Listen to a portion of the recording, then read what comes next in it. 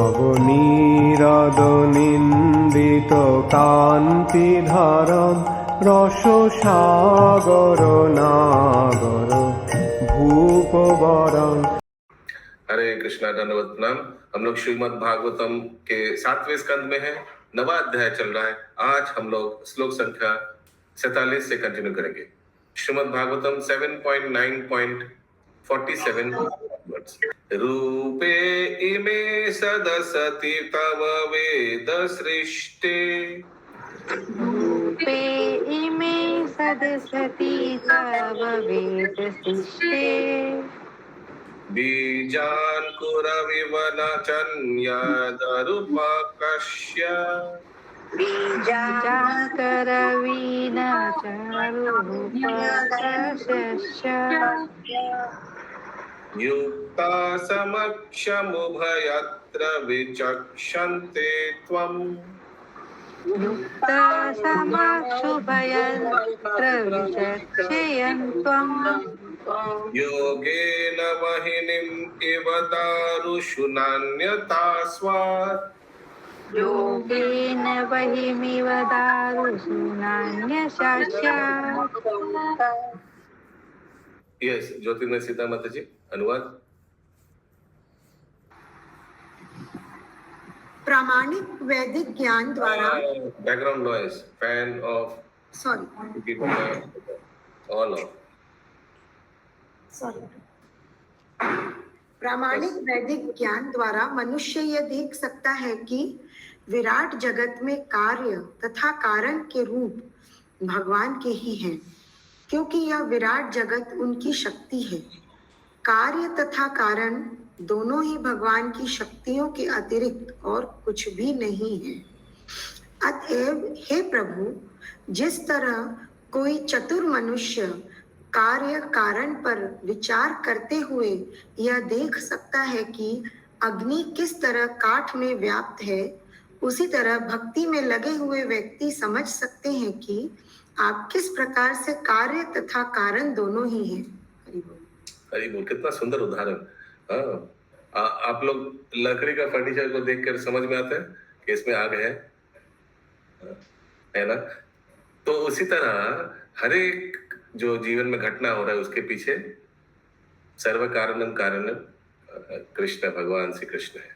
वो देख के समझ में आना चाहिए व्यक्ति को, जो भी हो रहा है भगवान के कारण ही, भगवान की इच्छा से हो रहा है। तात्पर्य,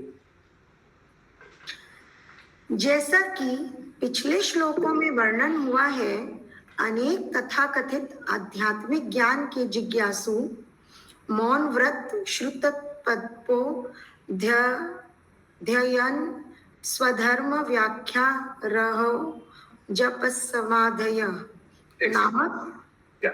यस, बोली माता जी। हरे कृष्णा प्रभु जी। जैसे ठीक है, सबके पीछे कृष्णा का ही हाथ होता है, सर्व कारण कारण का। तो फिर जो मनुष्य का जो मतलब बुद्धि होता है या जो विवेक होता है या जो इच्छा क्रिएट करता है वो, तो फिर वो कैसे वो तो है सीमित स्वतंत्रता, यही बोलना चाह रहे हैं आप ना? वो तो है, सीमित स्वतंत्रता तो है। जैसे लेकिन यहाँ वो चीज, उस चीज को नहीं बताया जा रहा है। यहाँ यही बताया जा रहा है कि हर एक चीज को देखकर समझ में आना चाहिए इसके पीछे भगवान का अनुमोदन है। एक चीज याद रखिएगा, सीमित स्वतंत्रता पहला उंगली है, दूसरा उंगली क्या है? भगवान का, भगवान की कृपा, कृपा बोली, उसको सैंक्शन बोली, उसको साइन बोली। भगवान साइन करेगा तभी होगा। ऐसा भी हो सकता है कि व्यक्ति का इच्छा ये है, लेकिन ऐसा भी हो सकता है कि भगवान का वो इच्छा नहीं है। ऐसा भी हो सकता है व्यक्ति का सीमित स्वतंत्रता उसको इस चीज को कराने में मजबूर कर रहा है, लेकिन अल्टीमेटली तो दूसरा उंगली पे डिपेंड करता है ना कि भगवान ओके बोलता है या नॉट ओके बोलता है। तो इस प्रकार हम लोग देख सकते हैं कि सर्व कारण कारण भगवान ही है, पहला उंगली नहीं है। यस। क्या इंग्लिश में एक प्रॉवर्ब है ना, man purposes, God disposes. God disposes. Yes. तात्पर्य, जैसा कि पिछले श्लोकों में वर्णन हुआ है, अनेक तथाकथित आध्यात्मिक ज्ञान के जिज्ञासु मौन, व्रत, श्रुत, तपो। हाँ, तो ये जो अलग अलग ये हम लोग ने देखा था पिछले दिन कि ये सब जो अलग अलग प्रकार का चीज है, ये कोई धार्मिक व्यक्ति के लिए ठीक है, लेकिन अगर ये सब चीज रहने के वजह से मौनी के बारे में कल हम लोग पढ़ रहे थे, लेकिन अगर ये सब चीज अगर रहकर कोई मोक्ष प्राप्त कर सकता है, लेकिन अगर भक्ति प्राप्त करना है तो ये सब चीजों को भगवान की सेवा में लगाना पड़ेगा। अदरवाइज विदाउट कृष्ण कॉन्शियसनेस ये सब सद्गुण बेकार है, इनफैक्ट वो खतरनाक भी है। कल ये सब चर्चा हुआ था हम लोगों का, आशा करता हूं आप लोगों को स्मरण है। यस प्रभु। क्या आगे बोलिए। अध्ययन स्वधर्म व्याख्या रहो जप समाधय नामक विभिन्न 10 विधियों का पालन करते हैं। ये कितनी ही आकर्षक क्यों न हो, किंतु इनके पालन द्वारा कोई वास्तविक कारण तथा प्रत्येक वस्तु के मूल कारण को जन्मादस्य यतः नहीं समझ पाता। प्रत्येक वस्तु के मूल उद्गम तो स्वयं भगवान है, सर्व कारण कारणम। प्रत्येक वस्तु का यह उद्गम परम शासक कृष्ण है, ईश्वर परम कृष्ण सच्चिदानंद विग्रह। उनका अपना नित्य आध्यात्मिक स्वरूप है। निस्संदेह वे प्रत्येक वस्तु के मूल है। बीजम माम सर्वभूतानाम। जितनी भी सृष्टियां दिख रही है उनका कारण भगवान है। इसके तथाकथित मौन या अन्य किसी अस्त व्यस्त विधि से नहीं समझा जा सकता। हरे कृष्णा, वेरी सिंपल है ना। अच्युत करुणेश्वर प्रभु, ये जो 10 विधियां दिया गया है, कोई मौन न रहेगा। सोचिए, साधु लोग मौन रहता है, ठीक है, तो उससे क्या भगवान भगवत तत्व को समझ जाएंगे? सर्व कारणम करणम भगवान, कुछ नहीं समझेंगे इनफैक्ट है। लेकिन इसी मौन को अगर आप भगवत सेवा में लगाएंगे, अरे प्रभु मौन को कैसे भगवत सेवा में लगाएं? इस तरह से वाचो वेगम से, वाणी के वेग से। जहां मुंह खोलना है वहां कृष्ण कथा निकलेगा, जहां बेकार कथा हो रहा है वहां मुंह चुपचाप रहना अच्छा है। इस तरह से कोई अगर व्यवहार करता है तब उसको कृष्ण तत्व समझ में आएगा, है ना। इसको बोलता है ये सब भौतिक गुण को भगवान की सेवा में लगाना। या आगे, परम कारण को केवल भक्ति द्वारा ही समझा जा सकता है, जैसा कि भगवत गीता में कहा गया है, भक्त्या माम अभिजानाति। श्रीमद् भागवत में अन्यत्र 11.14.11.14.21 स्वयं भगवान कहते हैं, भक्त्या में कया ग्राह्य मनुष्य कारणों के कारण आदि परम पुरुष को केवल भक्ति से समझ सकता है, किसी प्रकार के दिखावे से नहीं। इसलिए मैं बोल रहा था कि ये सब जो सद्गुण है ये उल्टा हो सकता है, प्रॉब्लम हो जा सकता है, ये आपका मिथ्या अहंकार को बढ़ा सकता है। आप अगर मौन बन के बैठे हुए हैं तो आपको लग रहा है कि सब सोच रहे कि बहुत बड़ा पंडित हूं मैं, वास्तविक मेरे को कुछ बातें मालूम ही नहीं, कुछ आता ही नहीं है। तो ये प्रतीक हो सकता है। कोई अगर स्वधर्म को पालन कर रहा है, वो भी आया था ना कल, एकदम परफेक्टली अपने स्वधर्म को पालन कर रहा है, उसमें अहंकार आ सकता है। अगर स्वधर्म को पालन करके आपका उद्देश्य ये नहीं कि कृष्ण को जाने, तो वही स्वधर्म आपका डाउनफॉल भी ला सकता है। You can be puffed up, आप एकदम परफेक्टली स्वधर्म को कितना सुंदर से पालन कर रहे हैं, देखो मुझे, सीखो मुझे से, लेकिन कृष्ण भक्ति नहीं है तो कुछ भी नहीं है। अगला श्लोक 48 नंबर। त्वं वायुरग्निरवनिर्वियद् अम्बुमात्र, बोलिए।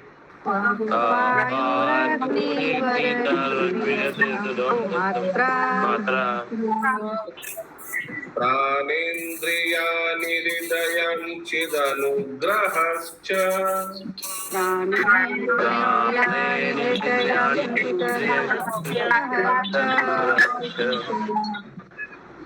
सर्वं त्वमेव सगुण विगुणश्च भूमान्।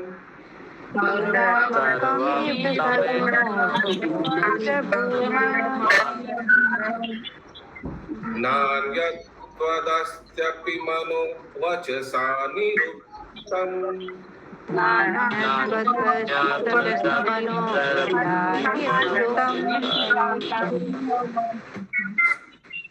Yeah, quiet please. Thank you. Yes, please continue.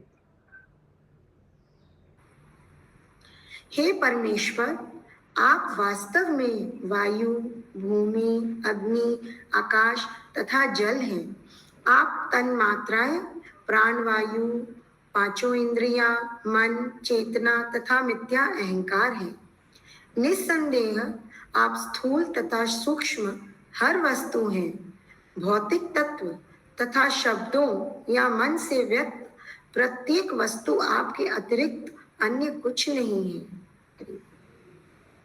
तात्पर्य, यह भगवान विषयक सर्वव्यापी धारणा है जो यह बताती है कि वे सर्वत्र व्याप्त हैं। हरे कृष्णा।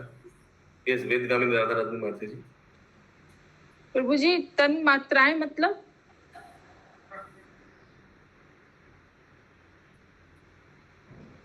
तन मात्रा पूरा सेंटेंस पढ़िए।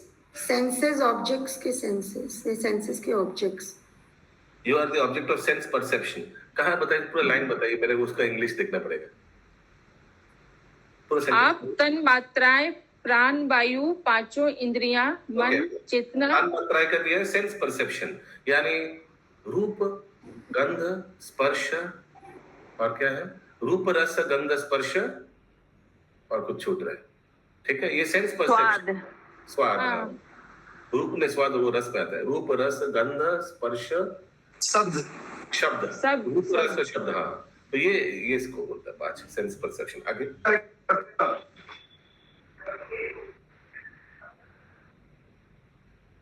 कंटिन्यू। सर्वम खलिदम ब्रह्म। प्रत्येक वस्तु ब्रह्म अर्थात कृष्ण है। उनके बिना कोई वस्तु नहीं है। भगवद गीता 9.4 में भगवान स्वयं कहते हैं, मया तत्इदं सर्वं जगत व्यक्त मूर्तिना। टीम में पढ़िए, भगवद गीता का टीम में पढ़िए। मया ततमिदं सर्वं जगत व्यक्त मूर्तिना मत्स्थानि सर्वभूतानि न चाहं तेष्वस्थितः। मैं सर्वत्र विद्यमान हूँ और प्रत्येक व्यक्ति मुझ में स्थित है, फिर भी मैं सर्वत्र दृष्टिगोचर नहीं होता। भगवान केवल भक्ति द्वारा देखे जा सकते हैं। तत्र तष्ठभि नारद यत्र जायन्ति मद्भक्ता। भगवान वहीं वास करते हैं जहाँ उनके भक्त उनके गुणों का कीर्तन करते हैं। ओके, अगला श्लोक 49 नंबर। नैते गुणा न गुणिनो महद आदयो ये।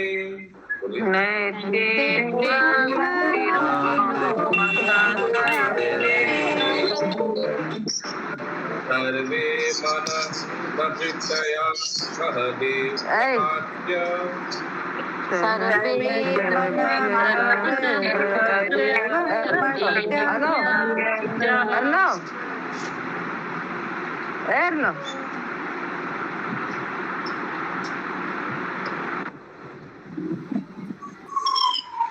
आद्यन्तवन्त उरुगाय विदन्ति हि त्वम्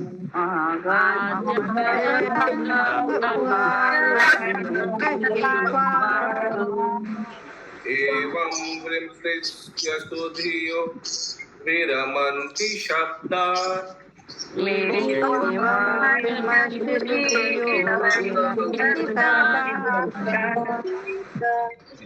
और भी पढ़िए अनुवाद।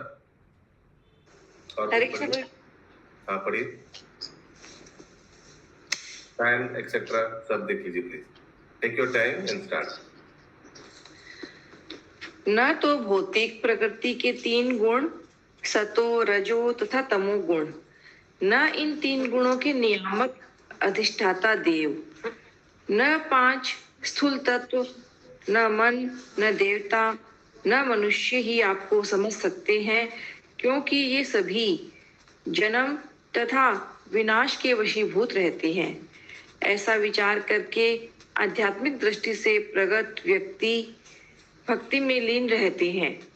ऐसे बुद्धिमान व्यक्ति वैदिक अध्ययन की चिंता नहीं करते, अपितु वे व्यवहारिक भक्ति में सेवा में अपने आप को लगाते हैं।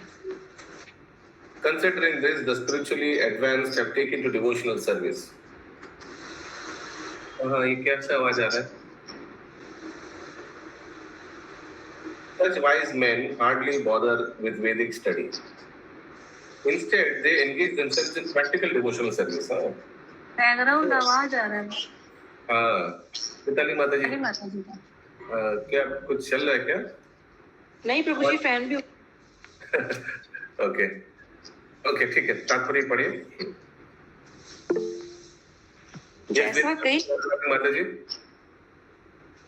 क्या प्रभु? प्रभु इसका क्या मतलब हुआ? ऐसे बुद्धिमान व्यक्ति वैदिक अध्ययन की चिंता नहीं करते। हाँ, तो जो जानता है कि थोड़ा म्यूट करिए मिताली माता जी।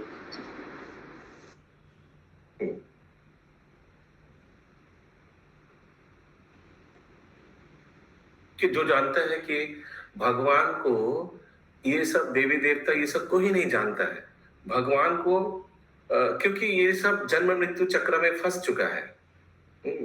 तो ऐसा व्यक्ति यानी जो भक्त है, डिवोटी है, उनको मालूम है कि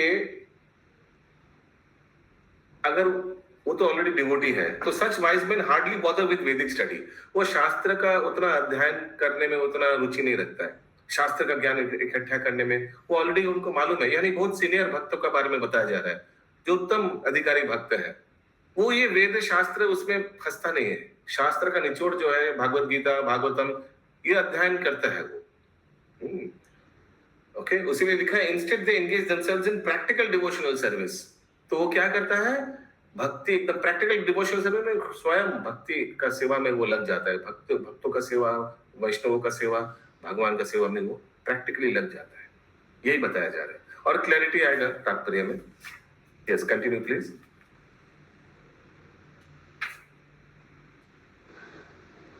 जैसा कई स्थानों पर कहा गया है, भक्त्या माम अभिजानाति, केवल भक्ति द्वारा परमेश्वर को जाना जा सकता है। बुद्धिमान मनुष्य अर्थात भक्त 46वें श्लोक में वर्णित विधियों के विषयों में अधिक माथापच्ची नहीं करते। मौन व्रत शतुतपो अध्ययन स्वधर्म। भक्ति द्वारा श्री भगवान को समझ लेने के पश्चात ऐसे भक्त वेदाध्ययन में रुचि नहीं दिखाते। निसंदेह इसकी पुष्टि यहाँ याद रखिएगा, ये वेद अध्ययन माने 18 पुराण, इतना उपनिषद, सब कुछ जो कर्म कांड है, सब कुछ पढ़ना, उसको उतना रुचि नहीं लगता है। उनको वेदों का सार अच्छा लगता है और भगवान का सेवा, भक्तों का सेवा, दैट इज एसेंस पकड़ लेता है। या आगे, निसंदेह इसकी पुष्टि वेदों में भी हुई है। वेदों का कथन है, किम अर्था वयम अध्यक्ष किमर्थ वयम आदेश्यमहे, किमर्थ वयम वक्ष्यमहे। इतने वेदों का अध्ययन करने से क्या लाभ? उनकी विभिन्न प्रकार से व्याख्या करने से क्या लाभ? देखिए यही बताया गया, सब कुछ पढ़ने का क्या दरकार है? क्योंकि सब कुछ पढ़ने में प्रॉब्लम क्या है? गलत चीज में आप फंस सकते हैं। जैसे हम लोग को मालूम है 93% ऑफ वेद माने वैदिक ज्ञान, जो उपनिषद, पुराण, सब क्या चीज के बारे में है? कर्मकांड के बारे में है। सिर्फ 7%, ओनली 7% भगवत भक्ति के बारे में बताता है। तो बताइए, कोई अगर सब वेद अध्ययन करने में लग गया तो ये 93% में फंसने का चांस ज्यादा है ना? तो कॉमन सेंस है ना? वो सब चक्र में, कर्मकांड चक्र में फंस जाएंगे। उसीलिए हम लोग देखते हैं कितना लोग ये यज्ञ अनुष्ठान, ये सब कर्मकांड, ये सब देवी देवता का उपासना और जो कुसंस्कार है, इसी में फंस चुका है। शुद्ध भक्ति मनुष्यनाम सहस्रेषु कश्चित यद्यपि सिद्ध है। बहुत गिने चुने लोग हैं जो भक्ति मार्ग में है। यस, आगे। किसी को न तो वेदाध्ययन की आवश्यकता रह जाती है, न दार्शनिक चिंतन द्वारा उनका वर्णन करने की। श्रीमद् भगवत गीता 2.52 में भी का भी कहना है, यदा ते मोह कलिकम यदा गीता श्लोक कैसे पढ़ता है?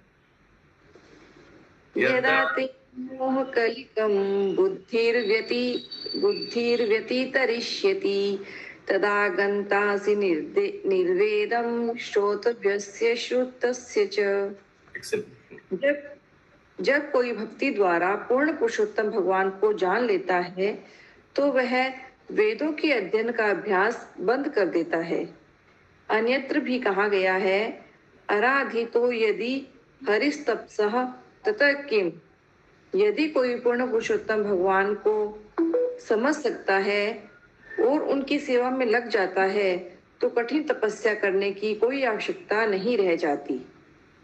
तथापि यदि कोई कठिन तपस्या करने के पश्चात भी पूर्ण पुरुषोत्तम भगवान को नहीं समझ पाता तो ऐसी तपस्या निरर्थक है। Hare Krishna. Very good. Yes, इसलिए इतना वेद अध्ययन में फंसना नहीं चाहिए। कुछ कुछ समाज है, उन लोग ये वेद अध्ययन में बहुत इम्पोर्टेंस देता है और सब कुछ पढ़ने में लोग फंस जाता है। तो दुचंटू बहुत सुंदर एकदम परफेक्ट उपयुक्त श्लोक दिया है। श्री नरोत्तमदास ठाकुर बताते हैं, उसका अगला वाला श्लोक एक्चुअली और इम्पोर्टेंट है, वही मैं ढूंढ रहा हूँ। कदर जो भक्षण करे।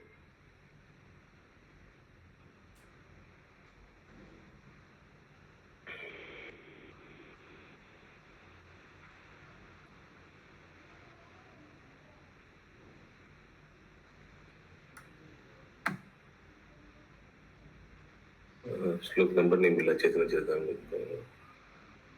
ओके, तो हो सके तो अगला श्लोक, हाँ मिल गया।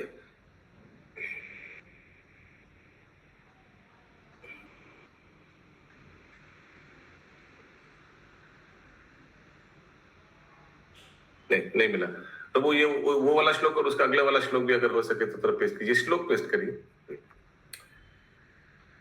तो ये कर्म कांड और ज्ञान कांड, इसमें फंसना नहीं है। हम लोगों को भक्ति करना है, भगवान का सेवा करना है, भक्तों का सेवा करना है। अगला श्लोक 50 सब दोहराइए। अरे फिर से ट्यून भूल गया। तत्ते अर्हतमा नमस्तुति कर्म पूजा।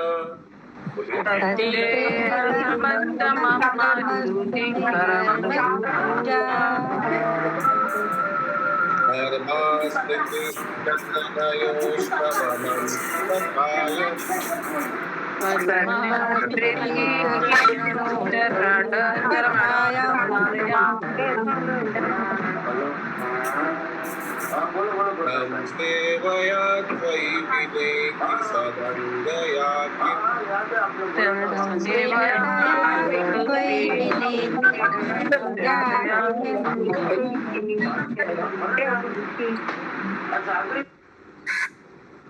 भक्तिं जना परमाहंस गातौ लभेत।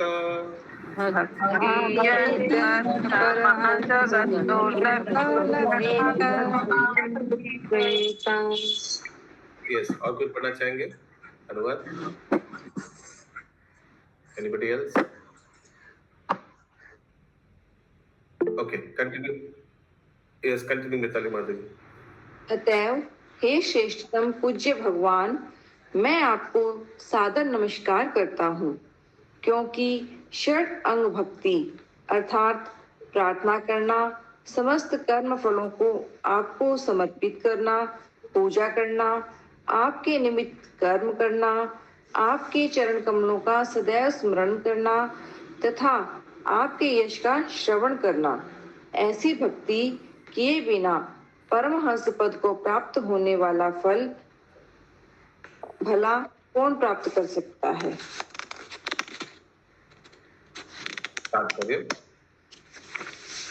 वेदों का आदेश है, नायमात्मा प्रवचनेन लभ्यो न मेधया न बहुना श्रुतेन। पूर्ण पुरुषोत्तम भगवान को केवल वेदाध्ययन तथा संस्तुतियों द्वारा नहीं समझा जा सकता, एकमात्र भगवत कृपा होने पर ही उन्हें समझा जा सकता है। अतएव श्री भगवान को समझने की विधि भक्ति ही है। भक्ति के बिना परम सत्य को समझने के लिए केवल वैदिक आदेशों का पालन करना मददगार नहीं हो सकता। भक्ति की विधि उस परमहंस द्वारा समझी जाती है जिसने हर वस्तु का सार ग्रहण कर लिया है। भक्ति का फल ऐसे परमहंस हेतु सुरक्षित रहता है और यह अवस्था भक्ति के अतिरिक्त अन्य किसी वैदिक विधि द्वारा प्राप्त नहीं की जा सकती। ज्ञान तथा योग जैसी अन्य विधि। हरे कृष्णा प्रभु जी, ये जो लाइन गया ना, ये विधि उस परमहंस द्वारा समझी जा सकती है जिन्होंने हर वस्तु का सार ग्रहण कर लिया। माता जी म्यूट करिए। हाँ बोलिए फिर से। ये लाइन गया है, भक्ति की विधि उस परमहंस द्वारा समझी जाती है जिसने हर वस्तु का सार ग्रहण कर लिया। हर वस्तु का सार ग्रहण कर लिया का मतलब यही कि हर कारण के पीछे भगवान है या कुछ और से। एवरीथिंग, हम भगवान के दास हैं, भगवान श्री कृष्ण है। यही तो पूरा ज्ञान निचोड़ेंगे तो यही तो मेन इंपॉर्टेंस है ना, ये तो सार है। या आगे। भक्ति का फल ऐसे परमहंस हेतु सुरक्षित रहता है और यह अवस्था भक्ति के अतिरिक्त अन्य किसी वैदिक विधि द्वारा प्राप्त नहीं की जा सकती। ज्ञान तथा योग जैसी अन्य विधियां भी तभी सफल होती हैं जब वे भक्ति से मिश्रित हों। जब हम ज्ञान योग, कर्म योग तथा ध्यान योग की बातें करते हैं तो योग शब्द भक्ति का सूचक होता है। भक्ति योग तथा बुद्धि योग जब बुद्धि तथा पूर्ण ज्ञान से संपन्न किया जाता है तो भगवत धाम वापस जाने की वही एकमात्र सफल विधि होती है।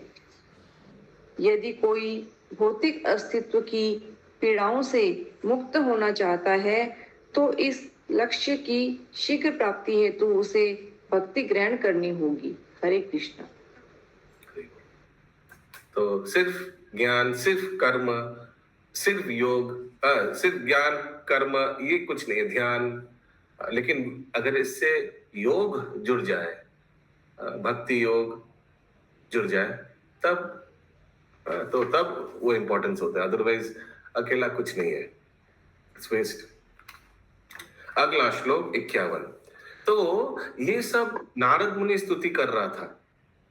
नारद मुनि ये सब प्रहलाद महाराज स्तुति कर रहा था। और ये कहानी, ये सब घटना कौन किसको सुना रहा था? नारद मुनि महाराज युधिष्ठिर को सुना रहा था।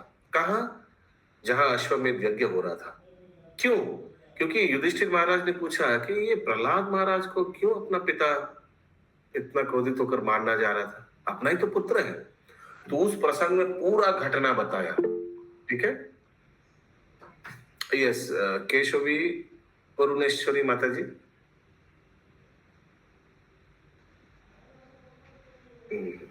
আপনি চান না আমরা শুনি? ওটার জন্য प्रभु जी, महाभारत के युद्ध के बाद जब युधिष्ठिर महाराज अश्वमेध यज्ञ कर रहे थे तब? हाँ। अच्छा। यस। হরে কৃষ্ণ প্রভু। ওর তাৎপর্যের লাস্টের দুটো লাইন ওপরে আছে, পূর্ণ বুদ্ধিমত্তা এবং পূর্ণ জ্ঞান সহকারে সম্পাদিত ভক্তি যোগ। পূর্ণ বুদ্ধি, এইটার মানেটা কি বলছে? ओके, बुझते पेरे যাচ্ছে। So bhakti yoga और बुद्धि योग executed with intelligence and full knowledge is only successful method for। तो भक्ति योग सिर्फ करने से नहीं होगा, साथ साथ बुद्धि और ज्ञान भी होना चाहिए। जैसे वेदगामिनी राधा रानी माता जी बता रहे थे। कोई अगर डिवोशनल सर्विस प्रैक्टिस कर रहा है लेकिन साथ साथ उपस्थित बुद्धि भी होना चाहिए। कि सोचिए अगर ठंड के समय सुबह उठकर नहा रहा है लेकिन शरीर साथ नहीं दे रहा है, लेकिन नहीं हम नहा के ही हम ठंडे पानी से ही नहाएंगे, शास्त्र में दिया हुआ ठंडे पानी से नहाना चाहिए, लेकिन अगर शरीर साथ नहीं दे रहा है तो क्या होगा? मूर्खता होगा। उसीलिए प्रभुपाद जी लिख रहे हैं भक्ति योग और बुद्धि योग एग्जीक्यूटेड विथ इंटेलिजेंस। साधारण उपस्थित बुद्धि भी होना चाहिए, कॉमन सेंस भी होना चाहिए एंड फुल नॉलेज और ज्ञान भी होना चाहिए। ऐसे नहीं कि सेवा कर रहा है लेकिन कोई क्लास अटेंड नहीं करता है, तो उस व्यक्ति को कहीं भी बोलिए वो सेवा कर लेगा। आज यहाँ सेवा कर रहा है तो कहीं दूसरा संस्था में जाकर भी सेवा करेगा। क्योंकि उनको कृष्ण तत्व मालूम ही नहीं है, कोई क्लास ही अटेंड नहीं करता है। कोई कहीं भी बुला लेगा, पार्टी ऑफिस में बुलाएगा, इधर आओ सेवा, वहां भी सेवा करेगा। कोई बोलेगा मेरा इधर सेवा करो, वहां भी सेवा करेगा। कोई मंदिर में बुलाएगा तो उधर सेवा करेगा। कोई देवी देवता का मंदिर में बुलाएगा, वहां भी चलाएगा, क्योंकि उनको he doesn't know where he should channelise his energy, उनको मालूम नहीं है। इसीलिए ये लिख रहा है। ठीक है सर? ठीक है जी। तो ये श्लोक आया क्या?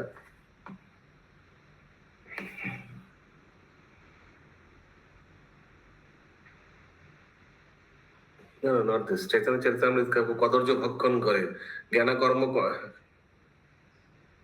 अच्छा, कोई लिंक दिया? नहीं, not this problem. I was looking Prem Bhakti Chandrika थे। एनीवेज, वो जो लिंक में नरोत्तम दास ठाकुर जो गीत लिखे हैं उसके अंदर ये आता है ज्ञान कांड कर्म कांड का। और ये हम लोग जो श्लोक पढ़ रहे थे, मिल गया। यस मिल गया। और जो श्लोक हम लोग पढ़ रहे थे ना, ये 49 श्लोक, उसमें लास्ट में एक जगह पे श्लोक आता है, एक लाइन का श्लोक आ रहा है, आराधितो यदि हरि तपसा सत्किम ततः किम। तो ततः किम वाला ये श्लोक है कि बहुत सारे का नॉलेज होके भी क्या पड़ता है। ये आराधितो यदि हरि तपसा तथा किम, ये भी इसी में से है क्या? प्रेम भक्ति चंद्रिका से है? नहीं प्रभु जी, ये श्रुति है गुरु के ऊपर। तो आप क्या बोलना चाह रहे हैं? गुरु अष्टकम करके उसके अंदर ये श्लोक है। तो no, what is the point? Like इसके बारे में क्या बोलना चाह रहे हैं? Point is that it is there is a clarity in this श्लोक that what is the use of the Vedas give their 6 claims and knowledge of all science, maybe one on one feet. One may possess the poetic gift, and may compose fine prose and poetry.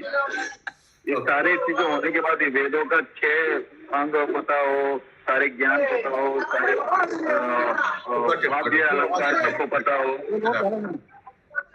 काव्य अलंकार पता हो, सब कुछ पता हो, लेकिन yet one mind is not centered upon the lotus feet of Guru. अगर वो गुरु के आसपास नहीं है, उसके गुरु के चरणों में अगर उसका मन नहीं लगा हुआ है तो इसका क्या लाभ? हरे कृष्ण प्रभु, 1 मिनट रुकिए। निरंकार प्रभु जी को बोलिए ना म्यूट करने। निरंकार कोई है?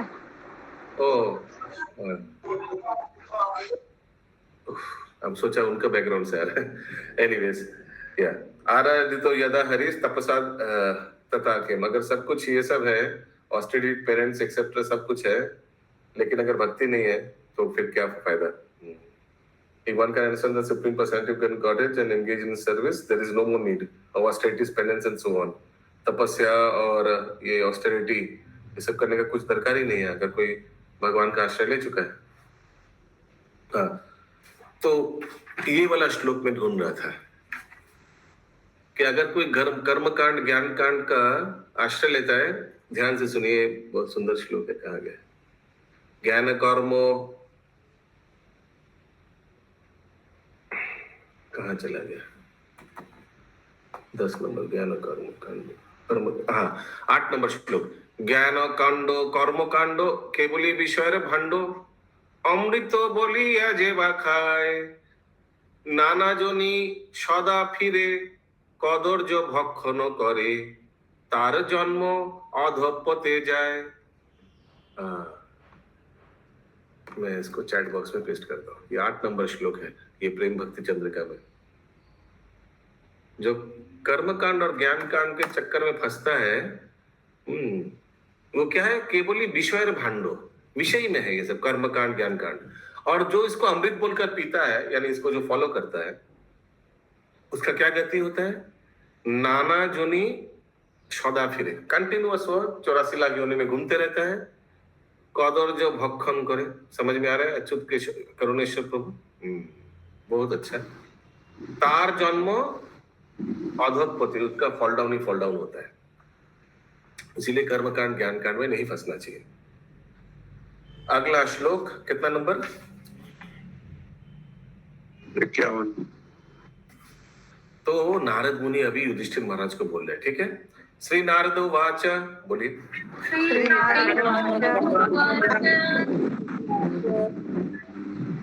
विनीता माता जी म्यूट करिए, आवाज आ रहा है। एतावत् वर्णितो गुणो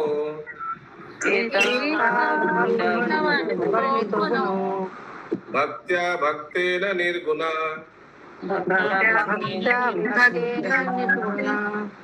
प्रारदं प्राणतं प्रीतो यथा मन्युरभासत।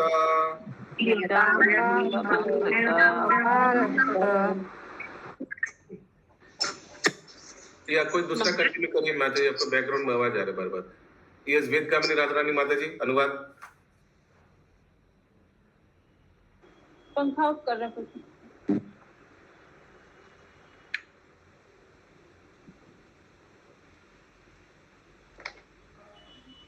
महान ऋषि श्री नारद मुनि ने कहा, इस प्रकार अपने भक्त प्रहलाद महाराज द्वारा दिव्य पद से प्रार्थना किए जाने पर भगवान नरसिंह देव शांत हो गए। उन्होंने अपना क्रोध त्याग दिया और दंडवत प्रणाम करने वाले भक्त प्रहलाद महाराज पर अत्यधिक दयालु होने के कारण उनसे इस प्रकार बोले। तात्पर्य, यहाँ पर लास्ट में दो सेंटेंस एक साथ मिक्स हो गया, मुझे आवाज भी आ रहा है। मेरी माता जी पढ़िए।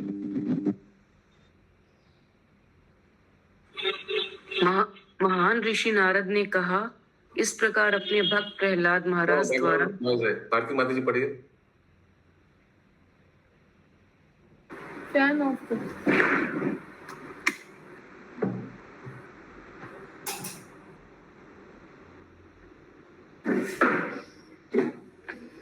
महान ऋषि श्री नारद मुनि ने कहा, इस प्रकार अपने भक्त प्रहलाद महाराज द्वारा दिव्य पद पर से प्रार्थना किए जाने पर भगवान श्री नरसिंह देव शांत हो गए। उन्होंने अपना क्रोध त्याग दिया और दंडवत प्रणाम करने वाले भक्त प्रहलाद महाराज पर अत्यधिक दयालु होने के कारण उनसे इस प्रकार बोले। तो अभी नरसिंह देव भगवान बोलेंगे। और देखिए, यही तो उद्देश्य था, भगवान को शांत कराना। इसीलिए तो ब्रह्मा जी ने प्रहलाद को भेजा था ना। तात्पर्य, यहाँ पर निर्गुण शब्द महत्वपूर्ण है। मायावादी दार्शनिक परम सत्य को निर्गुण या निरंकार मानते हैं। निर्गुण शब्द भौतिक गुणों से विहीन का सूचक है। वो हो रहा प्रभु जी, ठीक हो।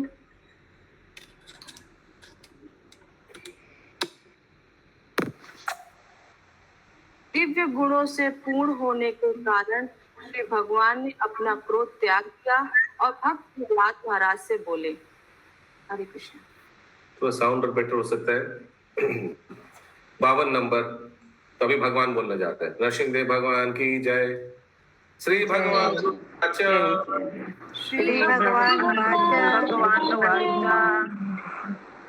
प्रहलाद भद्र भद्रं ते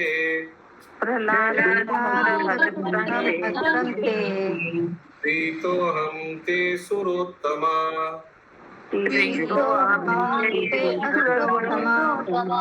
वरं वृष्णि धीमातं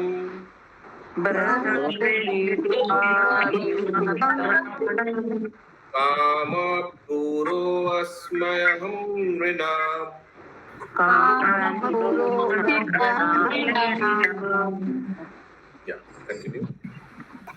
पूर्ण पुरुषोत्तम भगवान ने कहा, हे सौम्य प्रहलाद, हे असुरोत्तम, तुम्हारा कल्याण हो। रंजीता माता जी म्यूट कर दिए। मैंने किया अभी। तुम्हारा कल्याण हो। मैं तुमसे अति प्रसन्न हूँ। हर जीव की इच्छा पूर्ण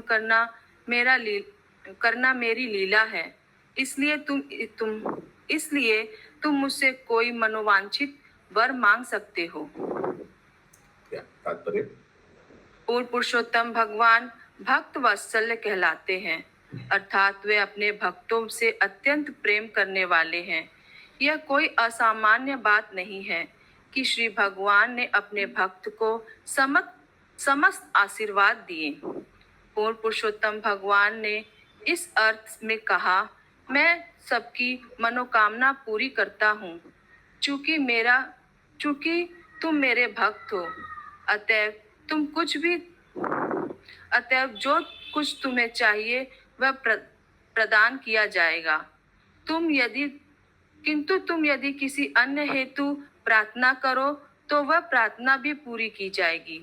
इस प्रकार यदि हम परमेश्वर या उनके भक्त के समीप जाए या कोई भक्त हमें आशीष दे तो वह स्वाभाविक है कि हम स्वतः परमेश्वर के समस्त आशीष प्राप्त हो जाएंगे। यस्य प्रसादे भगवत प्रसादे। श्री विश्वनाथ चक्रवर्ती ठाकुर कहते हैं कि यदि कोई अपने वैष्णव गुरु को प्रसन्न कर दे तो उसकी समस्त मनोकामनाएं पूरी हो जाएंगी। हरे कृष्ण। ओके, तो नरसिंहदेव भगवान प्रहलाद को बोल रहे कुछ मांगो, वरदान मांगो। 53 नंबर श्लोक। माम अप्रीणात आयुष्मान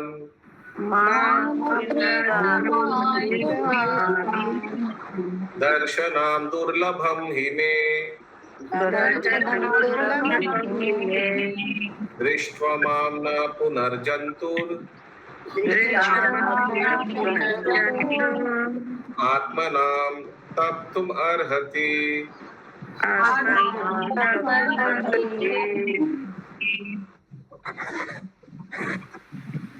हे भक्त प्रहलाद, तुम दीर्घजीवी हो। तुम मुझे प्रसन्न किए बिना कोई ना तो मुझे जान सकता है ना मेरे महत्व को समझ सकता है, किंतु जिसने मेरा दर्शन कर लिया है वह मुझे प्रसन्न कर लिया है। उसे अपनी तुष्टि हेतु कभी शोक नहीं करना पड़ता। तात्पर्य।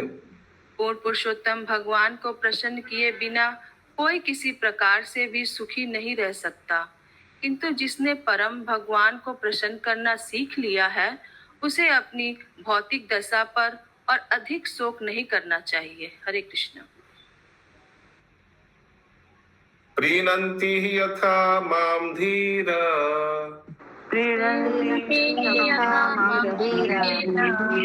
सर्वभावेन साधवा श्रेयस्काम महाभागा सर्वशाम आशीषां पतिम्।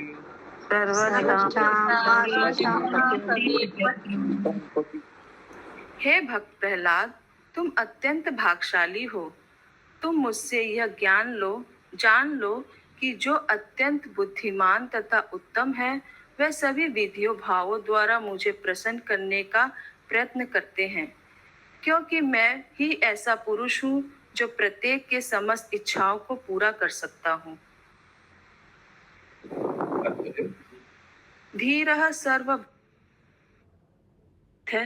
तुम जिस प्रकार चाहो नहीं है। भाव तो इस प्रेम की प्रभाविकता दशा है। प्रभु जी श्लोक का आप पढ़ लीजिए। प्रारंभिक दशा है। म्यूट में आप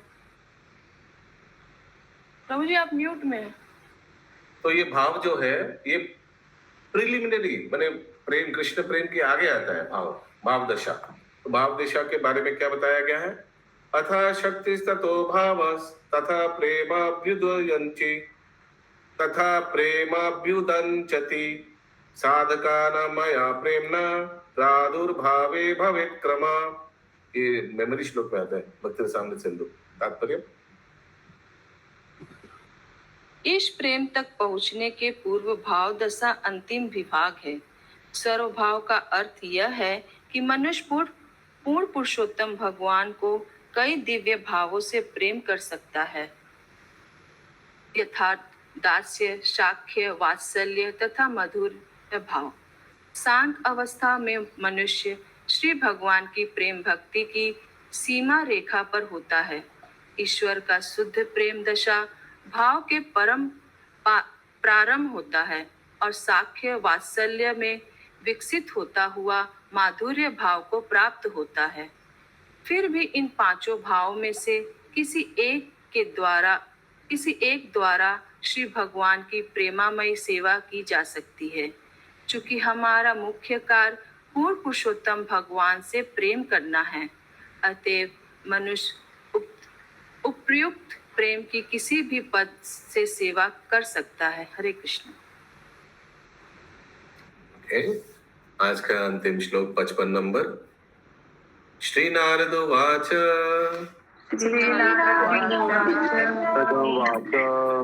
एवं प्रलोभ्यमानोऽपि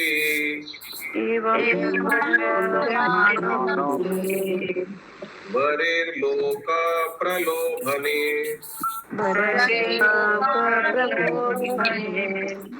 एकानित्यत्वद् भगवती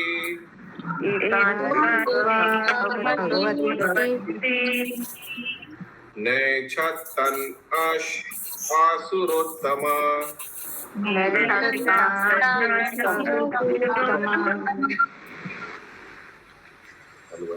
श्री नारद जी ने कहा, भक्त प्रहलाद महाराज भौतिक सुख की सदा कामना करने वाले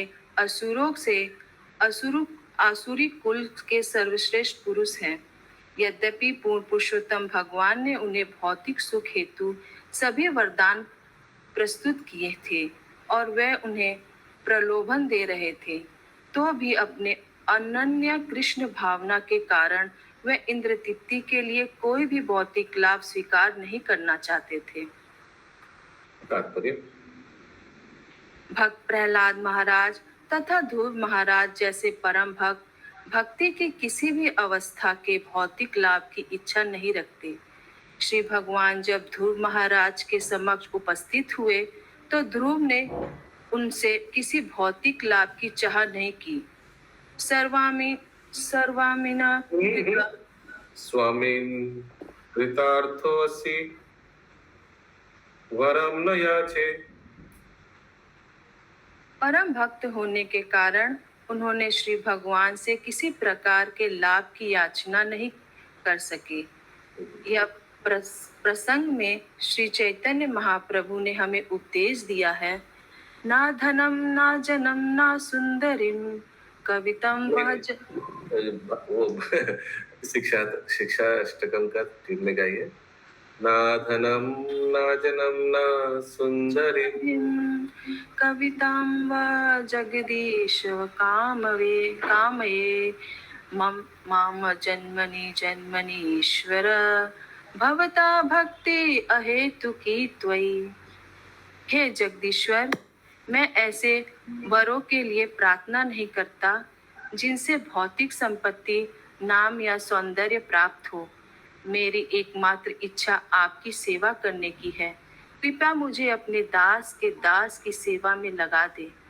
इस प्रकार श्रीमद् भागवतम के 7वें स्कंद के अंतर्गत भक्त प्रहलाद महाराज द्वारा नरसिंह देव की प्रार्थनाओं से शांत करना नामक 9वें अध्याय के भक्ति वेदांत तात्पर्य पूर्ण हुए। हरे कृष्णा। ग्रंथराज श्रीमद् भागवतम की जय। जय।